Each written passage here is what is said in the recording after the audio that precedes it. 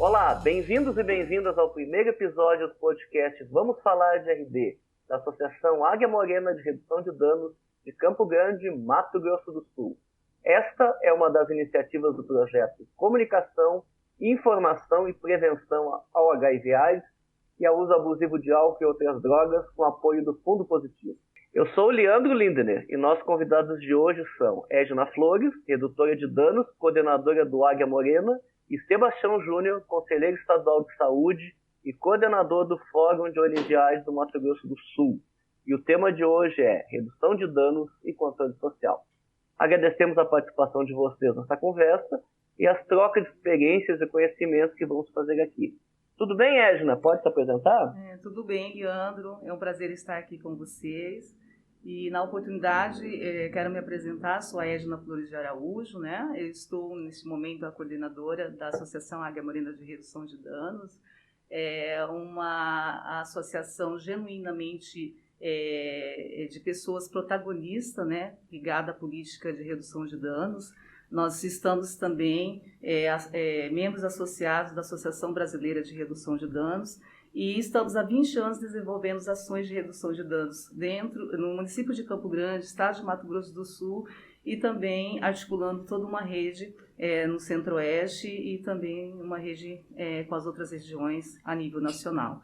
É muito importante esse momento para nós precisamos avançar muito ainda, né, em conceitos sobre redução de danos, ampliar o acesso, né. A nossa missão institucional é estar nos territórios junto a diversos usuários de álcool e outras drogas. Então, nessa oportunidade, agradecemos, né, e esperamos poder realmente ampliar o acesso, né, de informações, especialmente ao HIV/AIDS e redução de danos. Obrigado, Edna. Tudo bem, Sebastião? Se apresente também. Opa, tudo bom, Leandro? Sou o Sebastião Júnior, atualmente estou conselheiro de saúde aqui no estado de Mato Grosso do Sul. Estou na coordenação do Fórum de Usuários do SUS e também do Fórum de ONG/AIDS, aqui do Mato Grosso do Sul. Minha atuação maior é enquanto no segmento de usuários do SUS, né? Nós estamos lá na Comissão de Equidade e Redução de Danos, que é uma comissão que foi voltada para discutir aí a política de redução de danos aqui no nosso estado de Mato Grosso do Sul e aqui especialmente em Campo Grande. E a gente está aqui hoje presente e esperamos aí colaborar, né, neste momento aqui sobre a questão aí da redução de danos e essa linha de cuidados que nós queremos no Sistema Único de Saúde, no nosso SUS. Obrigado, então. Vocês dois têm vasta experiência nesse campo, né, tanto da prevenção do HIV/AIDS como nas ações de redução de danos, e é justamente disso que a gente quer falar no dia de hoje, né? Esse encontro desses dois temas, né? O Águia Morena tem mais de 20 anos de experiência, né, e atua tanto na luta contra o HIV/AIDS quanto nas ações de redução de danos, né? Edna, onde que você acha que esses dois temas têm se encontrado, né? E quais são os maiores, os principais desafios que vocês sentem neste momento? Então, Leandro, acho que é importante a gente também pontuar um pouco da história da redução de danos, né? A gente tem ali primeiros ações de redução de danos na Inglaterra, né? Visivelmente depois nasce na Holanda, próximo de 1926, as primeiras ações ligadas na Inglaterra, ainda pelo relatório de Hodgson, né?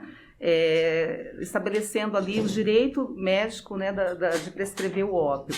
Mas a redução de danos ela surge mais como uma medida realmente ligada, né, à prevenção e ao HIV/AIDS.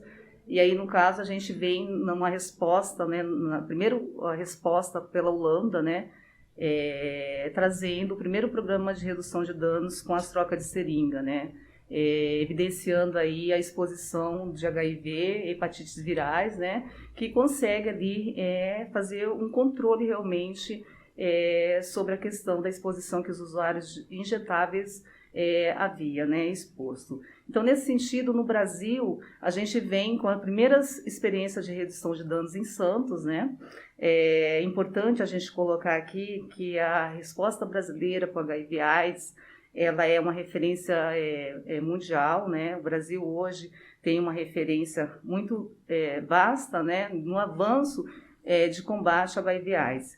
Evidentemente que a gente tem muitos desafios ainda, né? Eu acho que é importante colocar aqui que o Brasil foi um dos primeiros países do mundo a disponibilizar o medicamento antirretroviral. E nós somos uma referência realmente, né, para o mundo. E atualmente a gente tem hoje no Brasil cerca de 920 mil pessoas vivendo com HIV/AIDS. Dessas, 89 foram diagnosticadas, né? E aí a gente tem 77% dessa população em tratamento. Ou seja, essas pessoas hoje estão com carga viral negativada e não estão transmitindo mais a doença, né? Mas ainda assim o nosso desafio está ligado muito à questão da diminuição de casos, né? E a redução de mortes. A gente sabe que hoje o estigma relacionado à questão do HIV e à tuberculose, né, é emergente. A gente tem aí uma população empobrecida, periférica, preta e negra. Então, o nosso maior desafio hoje realmente é a gente conseguir estar, né, promovendo políticas públicas, linhas de cuidado, né, para esse enfrentamento, especialmente para o estigma. Obrigado, Edna. Você traz elementos bem interessantes, né? Só existe prevenção do HIV/AIDS, só existe redução de danos no serviço com o SUS forte, né? À medida que a gente valoriza o SUS, a gente também está valorizando essas outras ações, né? Eu queria perguntar, assim, nessa continuidade, para o Sebastião, né? Como é que ele vê que o controle social, né, com a vasta experiência que você tem, você acha que a redução de danos ela é entendida nesses espaços de controle social do SUS, né? Eu vou fazer a pergunta. Queria perguntar para o Sebastião, com a vasta experiência de controle social que ele tem, se ele acredita que a redução de danos é bem entendida nos espaços do SUS, né? Sobretudo nos conselhos de saúde. Se esses espaços entendem realmente o que é o conceito de redução de danos. Então, Leandro, devido a essa situação mesmo, desse entendimento que é redução de danos, né, que a gente aqui no Mato Grosso do Sul, e especialmente também em Campo Grande, nós tivemos que tomar algumas medidas, até para que os conselheiros de saúde entendessem um pouco, né, o que é redução de danos. E muitas vezes até o próprio serviço, o Sistema Único de Saúde, o SUS, né, além do programa de AIDS, nós vamos falar aí da atenção primária, das linhas de cuidados, né, eles não entendem muito e não têm esse entendimento de que é redução de danos. E que, na verdade, na prática, eles fazem redução de danos, né? Que, por exemplo, quando eu identifico um usuário no seu território lá com diabetes, né, a primeira coisa que o profissional de saúde faz é reduzir os danos, né? Vamos cortar o bolo, vamos cortar o açúcar, vamos cortar... Entendeu? Então, as práticas de redução de danos, ela já está instituída no serviço de saúde. Só que eles não conseguem entender o que é redução de danos. Você entendeu? E aí, nós aqui no Mato Grosso do Sul, em Campo Grande, nós instituímos a Comissão Intersetorial de Equidade e Redução de Danos, para tentar, novamente, a gente conseguir a gente sensibilizar mais esse entendimento de que é redução de danos. A prática, ela já acontece nas linhas de cuidados, desde a atenção primária, na secundária, né? E aí eles não se apropriam dessa discussão, desse entendimento de redução de danos, você entendeu? Mas ainda a gente tem aí muita dificuldade do entendimento da redução de danos. Tanto que se você pegar outras políticas como a assistência social, que ela muitas vezes a gente trabalha a intersetorialidade de saúde e assistência social, a assistência social, muitas vezes ela entende, olha, a redução de danos é só lá na saúde. Eles não conseguem entender que as ações deles também reduzem os danos, principalmente quando eles garantam a moradia, um abrigo, né? Ou vamos falar ali, uma alimentação temporária, ou um stand-by no Centro Pop, nessa população vulnerável, independente, né? Eles estão praticando também prática de redução de danos, né? E é esse entendimento que nós queremos ter, não só no Sistema Único de Saúde, no SUS, também nas SUAS, né? O que a gente depende muito, até essa intersetorialidade, para a gente garantir realmente a redução de danos nessa população nossa aí mais vulnerável. Tudo bem, Sebastião, você vai além da questão, né, do HIV/AIDS e da redução de danos, né? Toca também nessa questão da valorização, da capacitação, do entrosamento dessas políticas dentro dos espaços do SUS, né? E tem duas questões que acredito que são muito candentes, que se relacionam diretamente com isso, né? Que vocês, com a relação com a base, né, nos acessos mais diretos, devem sentir. que é a questão da saúde mental e que é a realidade pós a pandemia de Covid, né? Sim. Com certeza a redução de danos ela ainda tem muita ação a ser desenvolvida, levando informações de ações de cuidado para quem realmente precisa, né? Queria perguntar para a Edna, assim, considerando esses níveis de vulnerabilidade, de marginalização que são crescentes, né? Você acredita que a redução de danos tem um papel ainda fundamental a ser desenvolvido com esses grupos? Sem dúvida, Leandro. O que a gente... É o foco realmente da redução de danos. Né? Ela consiste num repertório de cuidados, né? Que atua tanto na singularidade do usuário de drogas como no coletivo, né? Então, assim, o papel fundamental da redução de danos como políticas públicas é evitar realmente a contaminação, né? E diminuir a proliferação de doenças. E aí, evidentemente, é muito vulnerável o usuário de droga à questão do HIV, a tuberculose, as hepatites virais, né? E, assim, o grande papel hoje de quem atua com a redução de danos, no caso, os redutores de danos, educador social, é estar realmente nos territórios, né, fortalecendo esse vínculo, né, fazendo o acesso, fortalecendo um vínculo, criando essa rede de cuidado, né, junto aos usuários de drogas e, principalmente, a gente trabalhar uma rede de cuidado intersetorial, né, que a redução de danos vai além dessa questão de prevenção, né, a gente tem que entender o usuário na sua integralidade. E aí a gente acessar essa rede SUAS, né, fomentar essa linha dentro dessa perspectiva, é o foco realmente que todo redutor de danos amplia, né, nesse acesso de cuidado. E é o que a gente precisa construir isso na experiência tanto do nosso território, do nosso município, como em diversos outros municípios, né? A gente viu aí que houve um retrocesso muito grande de vários programas de redução de danos no Brasil, né, que não conseguiram realmente, após pandemia, se articularem. Né? Então, assim, a importância hoje da gente estar, né, promovendo políticas de cuidado, né, trabalhando prevenção no foco dessa vulnerabilidade, é estar realmente inserido dentro desses espaços de controle social, como bem Sebastião Júnior colocou, né, implementando, discutindo política, né, e trazendo a pauta para a gestão pública, especialmente porque nós precisamos realmente implementar a política, né, focalizar o direito dessas pessoas, já visto que a gente tem um amparo constitucional, que saúde é um direito de todos e dever do Estado. Então, nesse sentido, a gente tem que ampliar a nossa atuação, né, para que a gente realmente consiga promover essa linha de cuidado. Mas, Edna, assim, além do HIV/AIDS, existem outras patologias que são relacionadas com isso, né? As hepatites virais, a tuberculose, né? Sim. Como você acha que a redução de danos ela pode colaborar também relacionada a essa patologia? Sim, acho que assim, a grande ferramenta que o agente redutor de danos tem é de estar com o usuário, fazer uma escuta, né? Porque nós precisamos entender cada usuário é um usuário e a necessidade dele naquele momento, né?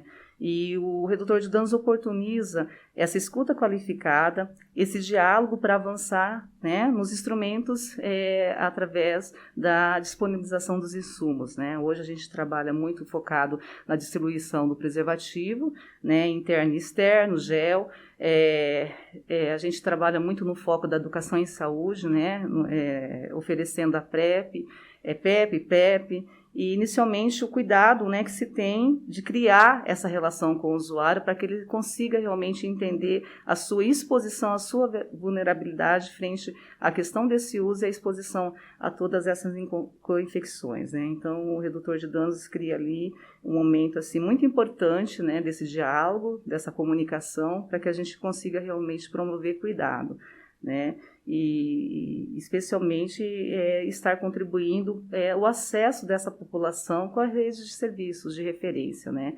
Eu acho que o nosso grande foco hoje é oportunizar acesso à testagem, né? E principalmente vincular essas pessoas ao tratamento, né? O nosso protocolo hoje da política brasileira é dar acesso, né, na sua integralidade de testagem e, sobretudo, oportunizar o tratamento, né? Uma vez que uma pessoa hoje em tratamento de HIV, ela está indetectável, ela não vai transmitir HIV e ela vai ter uma qualidade de vida saudável, importante, né? E isso é um desafio diário, né? Porque a gente trabalha com uma população extremamente estigmatizada, né? Ela entende que ela está fora do direito de ter acesso. Hoje elas não conseguem chegar numa unidade de referência para solicitar um teste, para minimamente ter ali um curativo para algum machucado que está exposto. Então, assim, o papel hoje da sociedade civil, dos programas de redução de danos no Brasil, tem sido assim, de fundamental importância, especialmente para essa população de maior vulnerabilidade, no caso dos usuários de álcool e outras drogas. Tudo bem, assim, eu acho que complementa um pouco essa sua resposta com o que o Sebastião havia comentado no começo, né? Eu queria voltar para ele perguntando justamente isso. Assim. A ideia de atingir esses públicos vulneráveis é sempre um desafio, né, Sebastião? Eu acho que a sociedade civil tem muito mais expertise para lidar com isso, às vezes, do que a própria gestão, né? Tem mais acesso, conhece mais diretamente, assim. Mas como é que a gente consegue levar informações, né, de cuidado, de prevenção, com HIV, para essas outras doenças que nós estávamos falando, né, para esse público, né? Qual seria a melhor forma de poder encaminhar essas informações a esse público e como o controle social podia colaborar com isso? Olha, Leandro, na verdade, assim, nós sabemos muito bem que o sistema de saúde ele é totalmente descentralizado, né? Aonde que acontece a saúde? É no território de saúde, é na unidade de saúde, no seu município, no seu estado, né? A exemplo disso, a gente acompanhou recentemente a decisão do Supremo. Quem é que tem que, de fato, decretar a restrições, né? Foram os municípios e estados, que é onde acontece a saúde. Então, né, na verdade, nós, enquanto redutores de danos, enquanto militante mesmo da política de redução de danos nessa linha de cuidado, né, nós temos que se apropriar desses instrumentos que são os conselhos de saúde, né, tanto o Conselho de Saúde Deliberativo como o Conselho também da Assistência Social, que são conselhos que deveriam trabalhar juntos, né, intersetorialmente, né. Por quê? Porque, na verdade, quando a gente fala que o território de saúde acontece no seu município, no seu bairro, no seu território, é ali as vivências, né? São ali que acontecem as coisas, são ali que nós, enquanto sociedade, temos que agir. E aí, uma coisa muito legal no Sistema Único de Saúde que tem é a decisão. Isso tá na própria Constituição Federal. Quem é que de fato decide sobre a saúde? É a sociedade civil. Então, eu, enquanto cidadão, eu tenho que estar nesses espaços decidindo qual é a saúde que eu quero. Então, é dessa forma que eu vou estar construindo a verdade e as estratégias. Quando a gente pega numa unidade de saúde hoje, quando eu tenho lá uma unidade no território de saúde, e que ela pega... eu até, muitas vezes, Leandro, eu comento muito com o pessoal LGBT e as nossas amigas trans, que hoje elas conseguem chegar até o balcão. E os nossos usuários do SUS, os usuários de drogas, não conseguem. Muitas vezes, por ele estar já excluído da comunidade escolar, excluído da convivência comunitária, excluído de vários equipamentos sociais ali no próprio território onde que ele mora, né? O que resta a esse cara, esse usuário? Muitas vezes até o próprio amiguinho que deveria estar ali naquele momento ajudando ele, né? Naquele momento que ele está... desempregado ou vulnerável até por uma situação por uso abusivo de álcool e drogas, o que acontece? O pai e a mãe falam, não ande com fulano que ele é um mau elemento. Aí este mau elemento, quando ele procura uma unidade de saúde que de fato ele quer dar um stand-by ou alguma coisa, necessita de uma linha de cuidado, seja na HIV, na AIDS, no IST, qualquer uma, né? Muitas vezes esse usuário chega na porta, o que ele chama? A polícia ou a guarda municipal. Nem a escuta qualificada por um profissional de saúde é feito. Você entendeu por que isso? Porque a vivência ali do território, muitas vezes não tem esse manejo, esse entendimento, essa escuta, como a Edna falou, qualificada. Aí nós temos agente comunitário, a gente tem psicólogo, nós temos assistente social, muitas vezes nessas unidades de saúde que não tem esse manejo, que não tem esse olhar, né? E aí de que fato que nós vamos ter que mudar essa estratégia? Como é que nós vamos criar essas estratégias no nosso território de saúde? Estando nos conselhos de saúde. A própria Constituição fala que eu, enquanto sociedade civil, decido o que eu quero no meu território de saúde. Exemplo disso que o próprio Supremo já falou, olha, presidente, você não pode e não deve criar restrições sobre o Covid, exemplo muito claro. Quem tem que fazer isso são os estados e o município, aonde acontece a saúde. Obviamente, nós temos aí, muitas vezes, projetos pontuais a nível nacionais que colaboram muito com isso. E aí a gente tem que se apropriar disso e chegar muito mais próximo desses canais e falar, olha, hoje nós temos tais e tais atividades E a gente quer que essas atividades continuem, se efetivem no nosso território de saúde. E é através dos conselhos que a gente vai conseguir fazer isso. Porque ali é a instância que nós temos que construir a verdade que queremos, principalmente essa linha de cuidado aí para os nossos usuários. Você toca num ponto muito importante, Sebastião, que é a ideia da aproximação, do envolvimento e da participação nessas instâncias de controle social. Mas nós sabemos que a sociedade hoje ela vive um momento muito conservador, né? Até retrógrado em certos pontos, em certos aspectos, que são justamente os aspectos que nós trabalhamos, né? Um deles é a própria questão do uso de álcool e drogas, outro é as questões de sexualidade, que estão envolvidas com HIV, né? O que torna muitas vezes esses conselhos uma caixa de ressonância da sociedade conservadora, né? Qual seria, você acha, a melhor estratégia para levar esses temas para esses espaços, né, combatendo um pouco desse conservadorismo que se expressa na sociedade como um todo? Olha, o Leandro, eu vou falar uma vivência nossa, né? Tá aqui a Edna. Que é assim, por exemplo, quando os primeiros atividades que o Águia Morena desenvolveu, a própria gestora, na época da pasta, era muito contra as atividades. Ela se impunha. Mas o que a Edna fez? Se aproximou mais dos conselhos, né? Isso, eu acho assim, é muito importante isso, Leandro, porque assim, a gente, para se apropriar, a nossa missão institucional é estar com os usuários no seu território e o fortalecimento dele nessa informação e até o direito dele enquanto pessoa humana, né? E aí nós, para poder realmente conseguir, né, trabalhar um pouco esse foco do conservadorismo, essa questão de redução de danos que ainda é pautado muito na droga, né, a gente vê a pessoa humana e não a substância em si.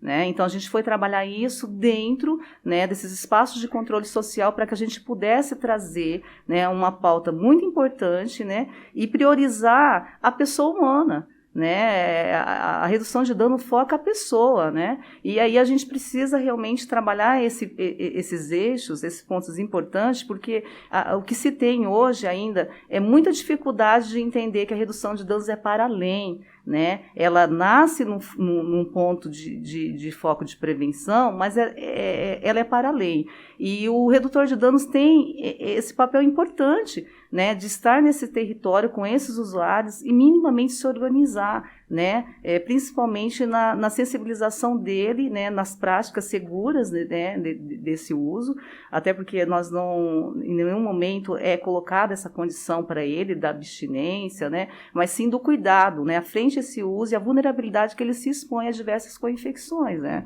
Então a gente precisa realmente estar dentro da gestão, porque hoje toda a nossa ação ela é pautada a uma rede de saúde, né? E nós precisamos estar com eles, né? Então, a grande saída nossa foi entrar dentro dos espaços de controle social, discutir isso, trazer o gestor, né, no entendimento desse conceito e oportunizar as políticas públicas para esse público, né? Então, isso foi o que realmente conseguiu da gente chegar até aqui, né? E a gente conseguir fazer um trabalho de parceria como a gente tem feito aí. É só uma complementação na fala da Edna. Eu acho que uma das coisas que mais contribuiu para quebrar esse tabu e o conservadorismo dentro do próprio conselho, porque nós tínhamos muitos evangélicos ali dentro, entre elas a própria Cleonice, que eu estou referindo a uma conselheira, que na época ela não conseguia entender a redução de danos, mas depois, com a participação nas ações e atividades que levou eles a campo, que eles conheceram as estratégias, que eles conheceram o trabalho de fato de como era feito a redução de danos a partir da atividade no campo e da escuta qualificada junto com os próprios usuários, isso quebrou muito o tabu dentro do próprio conselho, envolvendo e eles conhecendo as atividades de que forma acontecia. Que é, de fato, quando a gente não conhece uma situação, nós temos os pré-julgamentos e os preconceitos. Quando você participa dessa atividade, passa a viver essa vivência e conhecer de fato, você começa a colaborar, vamos falar assim, ter menos pré-julgamento e começa... E foi nessa construção, você entendeu? Muito importante, que quebrou o tabu e os preconceitos, né, e o conservadorismo dentro do próprio conselho, quando eles passaram a fazer parte e entender a própria atividade, vivenciar, que muitos deles, os conselheiros, vivenciaram a atividade em campo, que foi na própria ONG Águia Morena, que foi muito importante. E é isso que nós, redutores, temos que fazer, você entendeu? Nós vamos ter que se apropriar, entrar nesses espaços, né? E para quebrar tabu, nós vamos ter que chamar eles para vivências, para eles entenderem, porque eles não conhecem e aí pré-julgam. E aí a verdade deles não é a própria totalmente a verdade. A gente constrói a verdade coletivamente. E é esse exercício que tem que ser feito no conselho. Vamos construir a verdade? Então eu vou, a partir deste momento, conhecer a realidade desses usuários. Tá certo? Eu acho que essa foi uma grande jogada, vamos falar assim, aqui em Campo Grande, aqui no Mato Grosso do Sul. Muito bem, ótimas experiências aqui levantadas, né? Esse tema ele tem repercutido em todos os lugares, com certeza as experiências que vocês estão apresentando podem replicar, né, conforme a realidade local, né? Então agradecemos aí aos nossos entrevistados a disposição e a oportunidade de refletir sobre esses temas tão importantes, e deixo aqui um espaço para vocês se despedirem ainda para o encerramento. Certo, Leandro, agradecer a oportunidade. Agradecer ao nosso parceiro, né, o Fundo Positivo, né, pela oportunidade de poder estar aqui e desenvolver realmente aquilo que é a nossa missão institucional, né, de levar informação, de fortalecer a rede de usuários de drogas, não só a nível de Campo Grande, Mato Grosso do Sul, mas de todo o Brasil, né, de fortalecer uma grande rede nacional, né, para esses diversos enfrentamentos que ainda precisamos ter, são muitos desafios, né? Nós precisamos ainda oportunizar acesso integral das pessoas que fazem uso de álcool e outras drogas no Brasil, a testagem, a tratamento, né? A gente poder ter uma rede de serviço humanizada, acima de tudo, né? Para que a gente possa realmente conter a exposição dessas co-infecções e trabalhar o foco da cidadania, principalmente, né? Do direito dessas pessoas de estar na sociedade e ser legítimas, né? Como pessoa humana. E a gente agradece a oportunidade e esperamos em outros momentos a gente poder se encontrar. Bom, eu tenho muito a agradecer neste momento, essa oportunidade da gente estar aqui, né? Eu acho que eu falo muitas vezes para as pessoas que eu tenho duas paixões. Uma é o Sistema Único de Saúde, que é o SUS, e a outra paixão é a redução de danos, né? Porque o SUS, você ali constrói a verdade através dos conselhos. Claro que a gente tem alguns gestores que são terríveis mesmo, terrível contra o controle social, né? Mas é um direito constitucional que nós temos, né? É uma garantia de ouvir a nossa voz. E o Sistema Único de Saúde é a maior... Ela não é uma política de Estado, né? Ela não é uma política de governo, é uma política de Estado. Ela é uma política nossa. Somos nós que decidimos o que queremos do SUS. E para que isso aconteça, nós temos que fortalecer ele. E a outra paixão é a redução de danos. É você ter essa vivência, essa experiência de estar ali, né? Nesses espaços, principalmente quando a gente está no nosso território, nas nossas atividades, né? O quanto é importante a gente estar presente e construir aquela linha de cuidado a partir até mesmo da escuta qualificada. E a gente faz os combinados, e é importante essa vinculação e essa fidelidade. E aprendi muito, muito mesmo, com a redução de danos. E eu tenho o maior honra, o maior prazer de estar sempre colaborando, e aonde me chama eu estou indo. Recentemente a gente recebeu um convite agora para estar lá no Nortão do Mato Grosso, lá no Xingu. Nós vamos estar lá com as aldeias indígenas, pelo alto nível de consumo lá de etanol, né? Foi feito a convite pelos Carajás, e a gente vai estar lá presente também. E é isso, essa paixão de estar junto, construindo aí essa verdade, essa linha de cuidado que nós queremos, tanto no SUS e nas SUAS. Obrigado aí pela oportunidade. Obrigado, então, a todos e todas. Este foi o primeiro episódio do podcast Vamos Falar de RD, dentro do projeto Comunicação, Informação e Prevenção ao HIV/AIDS e ao uso abusivo de álcool e outras drogas, que tem o apoio do Fundo Positivo. Obrigado a todos e até a próxima.